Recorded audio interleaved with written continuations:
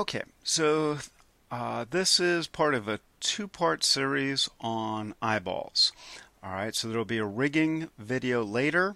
This is the basic texturing, procedural texturing. All right, so I'm going to start with a NURBS primitives. If you need polys, convert it to polys. I just find NURBS a little bit easier. Oops.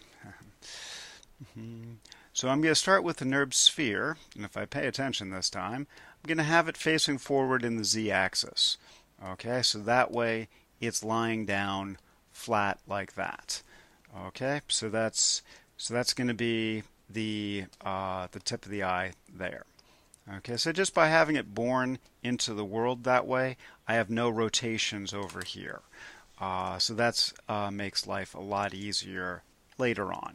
So eye mesh, actually it should be eyeball mesh because that's the outer eyeball. Okay, and so I'm going to select one of the isoparms. That was just a right mouse button, isoparm, and I just figure out how big the iris area is going to be, and so I'll go to about there. And I'm going to, let's see, make sure I'm in the surfaces menu set and insert isoparms. Okay, so that just inserts another isoparm and a set of vertices there. All right. Okay, so let's. Now I like to just grab that isoparm that I just made. So I just select it again. I'm going to go to Edit Curves and Duplicate Surface Curves.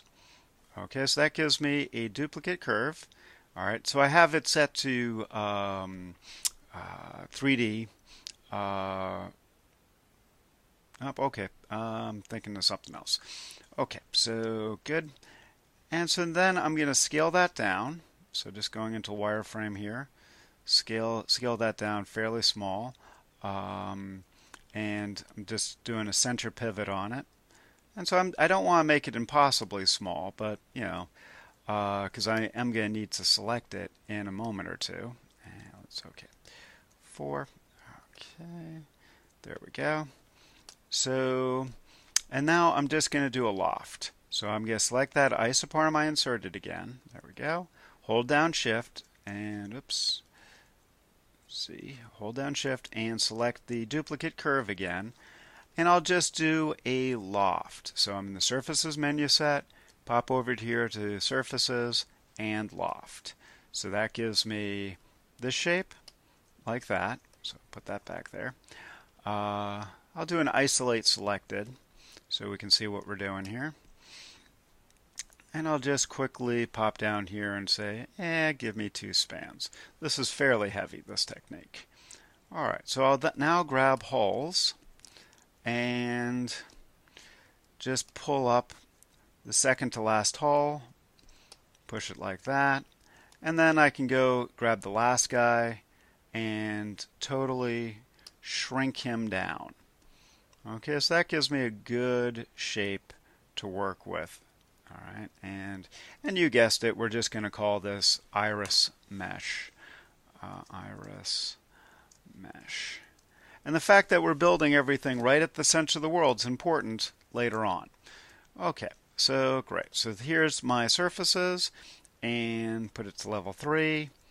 Yeah, I do find that I sometimes have to bring back that iris mesh just a tiny bit.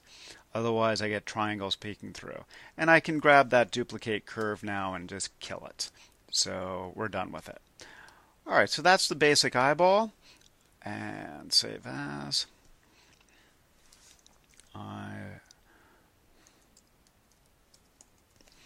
Okay. All right, so now we are in good shape. I'm going to grab both of those while I'm thinking of it, and I'm going to group them to themselves. Oops. Control G. There we go. And so now I have the I group. So GRP. Okay, later on I'll do a prefix hierarchy name and do left and right.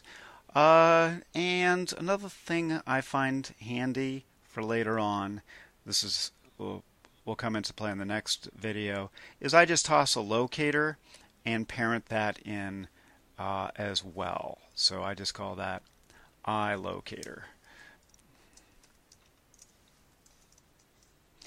Okay, and the reason I do that is so that when I'm rigging and stuff, I have a place where I can snap things like joints and stuff too. That's right at that center point. So it's just an easy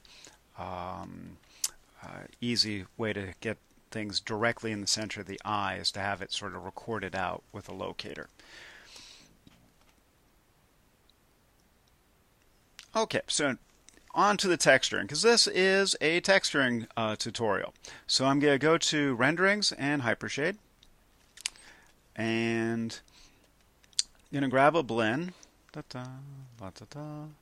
So, and I'll call this blend Eyeball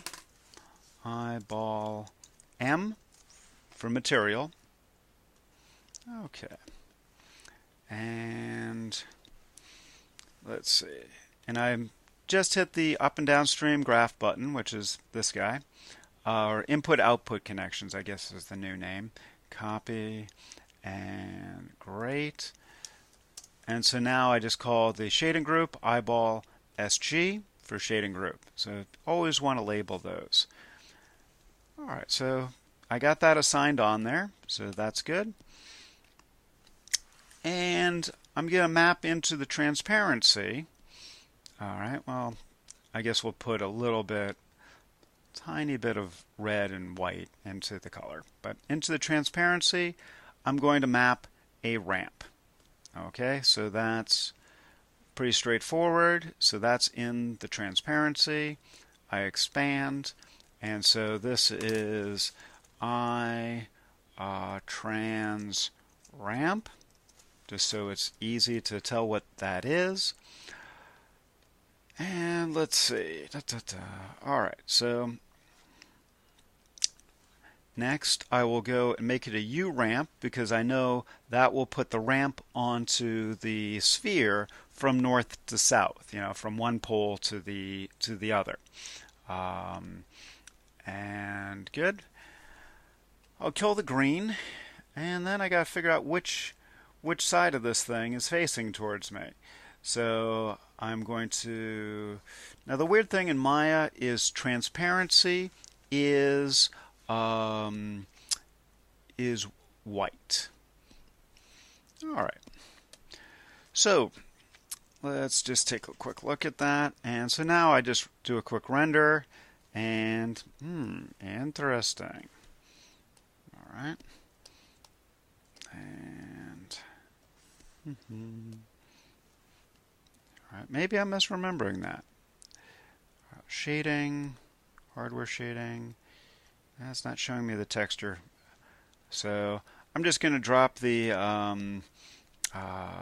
ramp into the incandescence, and so I can make sure I'm looking at it correctly.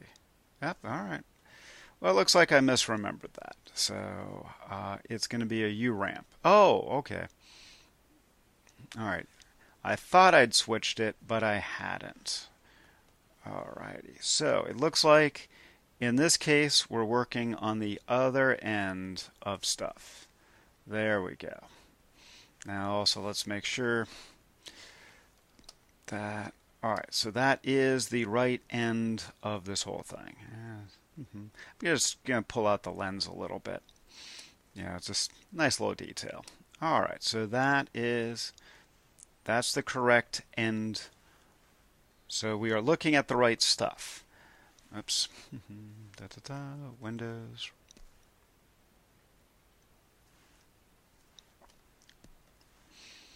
So you see how much I use that input-output connections button. It's very, very handy. All right, so now that I know I'm looking in the right place, I will break the connection with the right mouse button to the incandescence, and we will then take a render. Okay, so now we're starting to see through.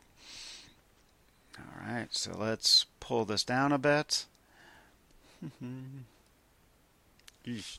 that would be too far. Here we go, and getting close. Right about there. Alrighty, so that's looking good. All right.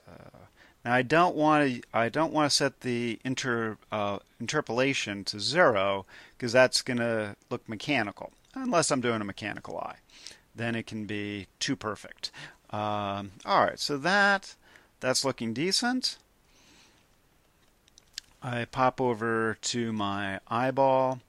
M here, just take down the specular highlight, goose the color, and goose the reflectivity. And all right, so now as I move the eyeball, you see I have that lens with the speck highlight sitting over the iris piece of geometry. Now, yes, I'm seeing what you're seeing, which is that centered hole is going really black there. Interesting. Why is that so black? That should be okay. Alrighty, next. So the iris. So we'll leave the eyeball for now. We can come back to it, but we've gotten the basic work done. So, alright, I'll make another blend. Up and downstream input-output connection it. Rename. This time I'll just rename it here with the right mouse button. So iris M. So maybe you prefer doing things that way. And so right mouse button, rename iris SG. So that's really a habit you want to get into. Okay. And so now I'll grab the piece of geometry.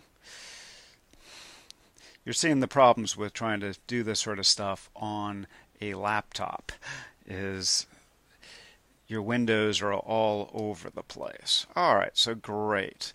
And so really what we're talking about here is procedural texturing. And so I'm going to map into the color of the iris M a ramp. Okay, and so take a quick render test. Yeah, that's looking good. So that means it's going around the right way that I want. And so, yeah, you guessed it. We're going to just modify the colors here a little bit. So the center of the eye is, I'm going to make that a really deep, deep red right about there. Okay? And that's just going to be that hole in the center of the eye. And, all right, so now, all right, let's take a quick look at that. All right, pull that out a bit. So that's just sort of the pupil. Okay, so you sort of have to have an area there where light gets sucked into and doesn't come out. All right, so more on that in a bit. Next, this guy. The inner guy, I'm going to go to selected color, so he's green now. I go to the map button. I'm going to map into him a thing called a fractal. A 2D fractal. All right, there's the 3D fractal or volume fractal down here. That's not solid fractal. Don't use that one. All right, because we want this to exist in the U and V space of this. Ta-da! Let's zoom in a bit. There we go. All right, so that's looking mediocre. So I'm going to go to the, let's rename this inner fractal. Inner fractal. Ta-da. Okay. Then I'm going to go to the Place 2D Texture node for the inner fractal. Place.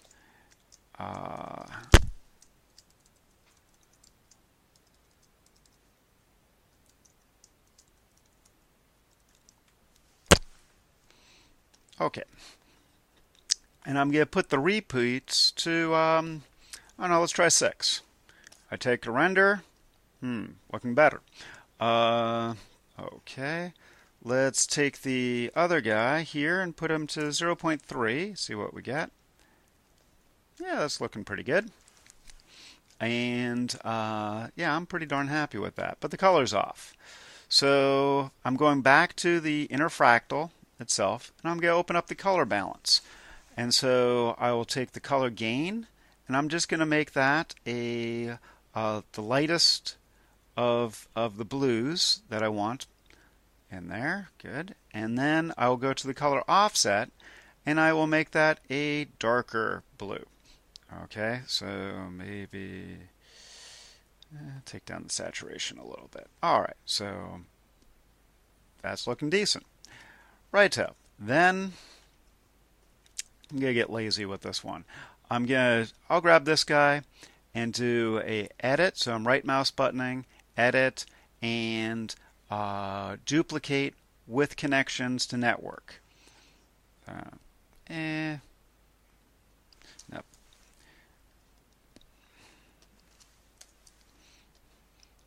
All right, so I'm right mouse buttoning and I'm doing edit and duplicate shading network. All right, so that gives me these two guys, and I'm just going to change the names to outer. Yeah, you can see where I'm going with this. And so that's outer fractal and place outer fractal.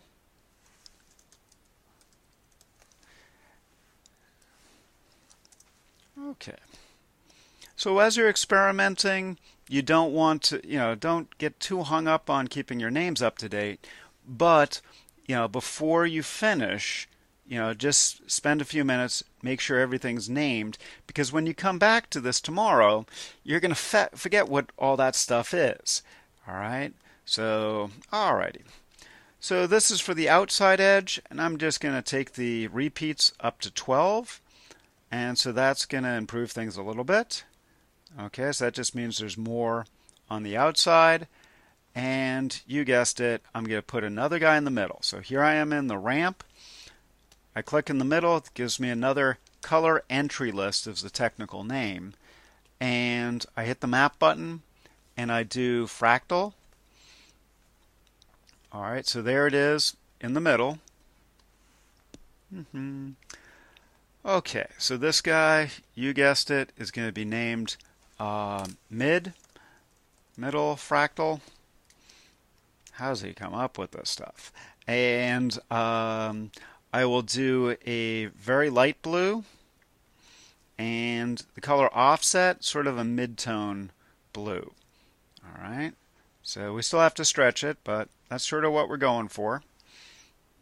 And so this guy, what I liked, 0.3 in that direction. The other guys were 6 and 9, so this 6 and 12, and this guy will be 9. All right, so there we go, and that really gives me the best results. I have tried with one fractal and then mapping into it another ramp to do the color change, and I just don't like the effect as much. Okay, so now I can take this and I can toss it into the bump map, and we'll take a quick look at that. It's going to look like crap, too much. So I just take down the bump value, 0.3, let's say. Okay, yeah, maybe still too much. 0.2. Okay, yeah, so that's looking nice and subtle, so that's good. The other thing I'll do is I'm going to grab the ramp, and let's just name the ramp, let's see, eye color ramp. And okay, and so then I will do this guy. I'll do an edit, duplicate, duplicate with connection to network.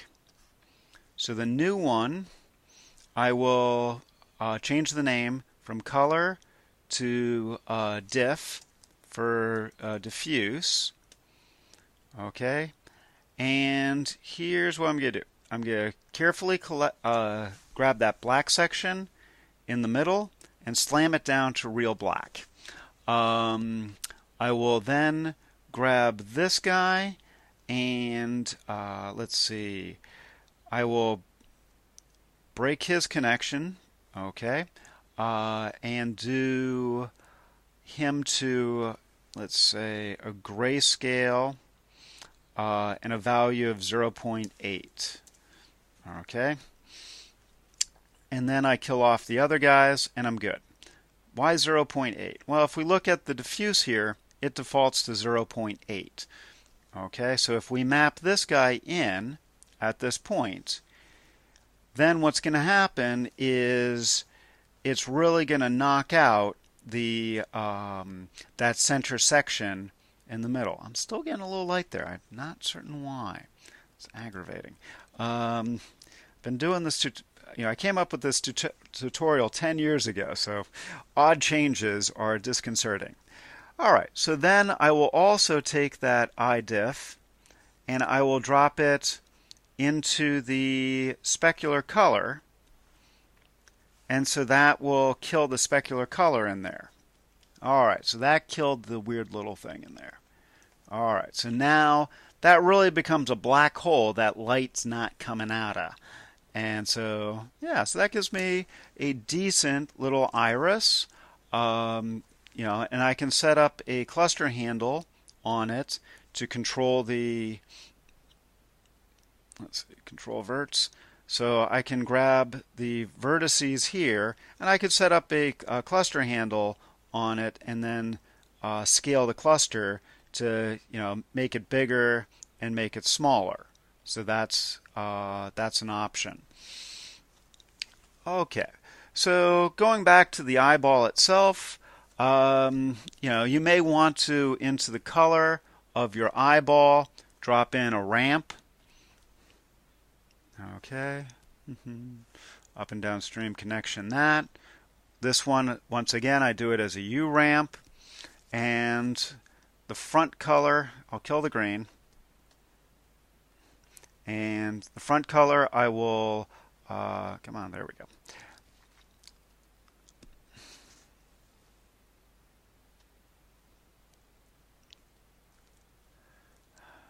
All right, there. So I sort of make that a pink, sort of bring it back. I take this guy, I darken him down so he's more of a blood red. And so that gives me a fade going back towards the back side of the eye. So that's always a nice little detail to add in. So, okay. And that, I think that should more than do it for you. There's a few other things well, I guess the other thing I could do is, or I sometimes do, is this. I put a ramp here, a color entry list here, and I map into that a, well, if you have the veining, you can use the veining. If it's in the bonus tools and you have to load it in. If you don't have the veining, then the marble can work very well for this. And so I go into the noise attributes of the marble and start playing with things. So let's see, vein width, about like that. And, all right. So diffusion, nope, take down the diffusion, contrast, and let's see, is it the amplitude I want to play with? No. Ratio.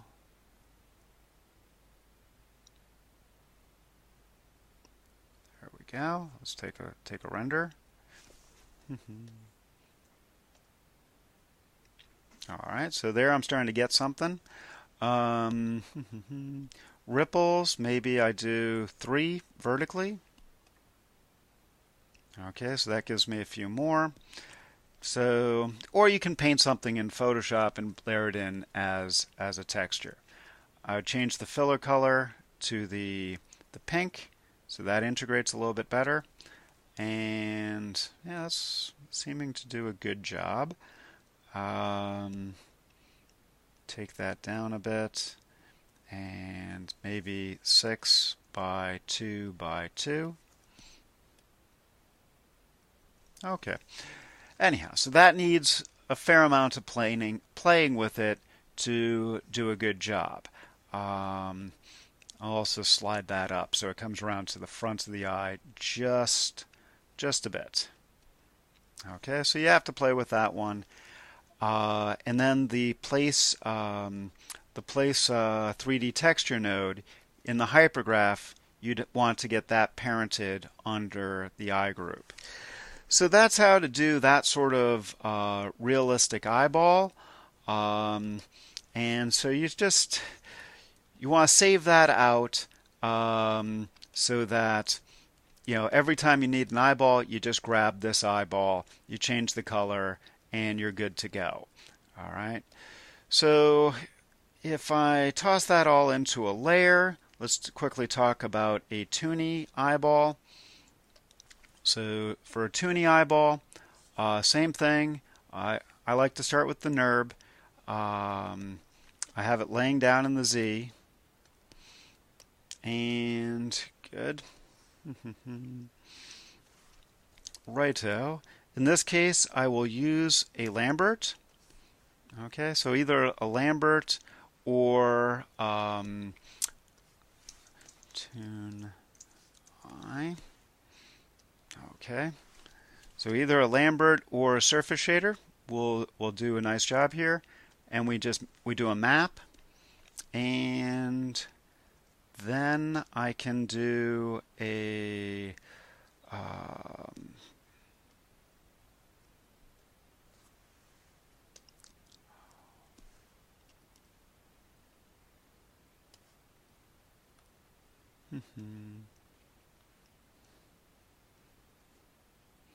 okay. And zip.